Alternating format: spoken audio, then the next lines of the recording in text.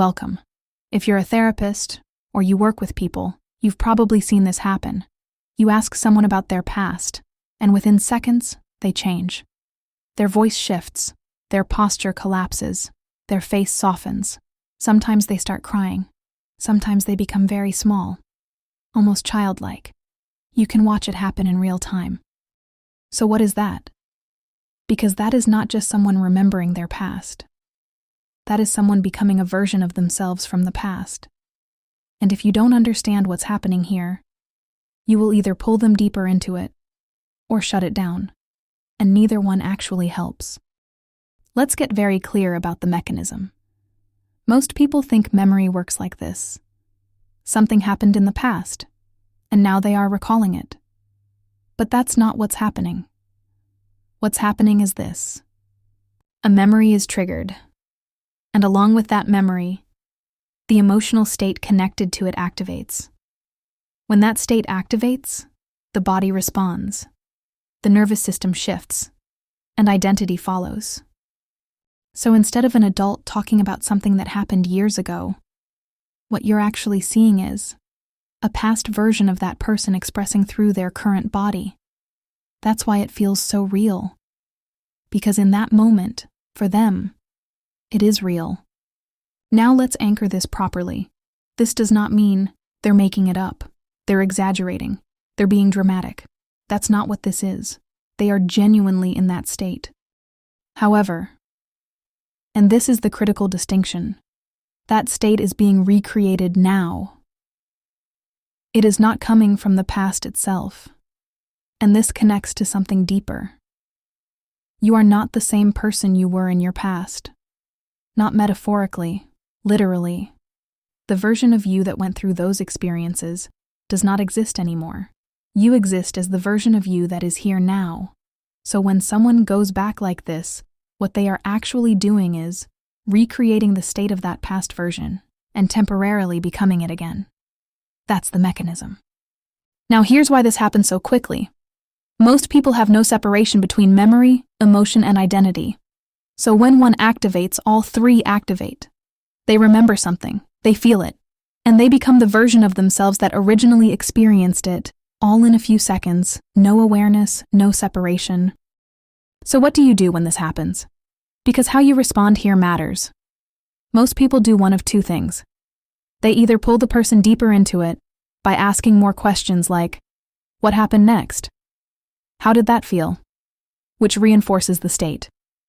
Or they shut it down, suppress tears.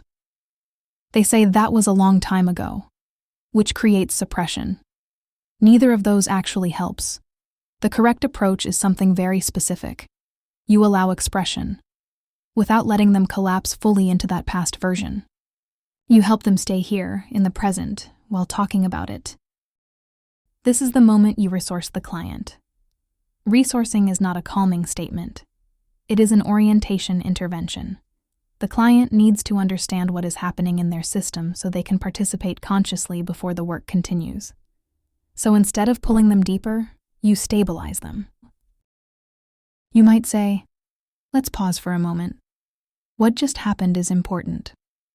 When we touched that memory, your system did not only remember it, your system began to enter the state of the version of you who lived through it.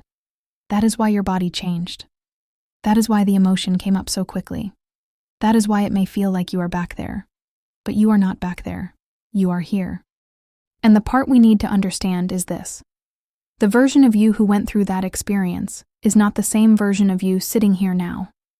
That earlier version had the awareness, resources, body, options, and understanding available at that time. You are the updated version. You are the one who made it through. So before we continue, we are going to let your system recognize that difference. Then you pause, let that land, and then you help them orient. You might say, notice the room around you. Notice that your adult body is here. Notice that we are talking about something that happened, not something that is happening. Notice that the younger version is not required to answer this question. Let the current version of you be the one who speaks. Now you have resourced them, not by dismissing the emotion, not by bypassing the past, but by giving them the structure of what is happening. Then you can continue the work. You might say, from this current version of you, what do you notice about that experience now? Or, looking from here, what did that younger version not have access to? Or, what does the current version of you understand that the earlier version could not have understood then? Or, can we let the current version of you describe what happened instead of asking the younger version to relive it? You are not asking them to abandon the past, you are helping them stop becoming it. Because if they answer from the past version, the work loops. If they answer from the updated version, the work moves. And that is the whole point. The goal is not calm down. The goal is understand what just happened, recognize which version is present, and choose who is going to speak now. That is real resourcing.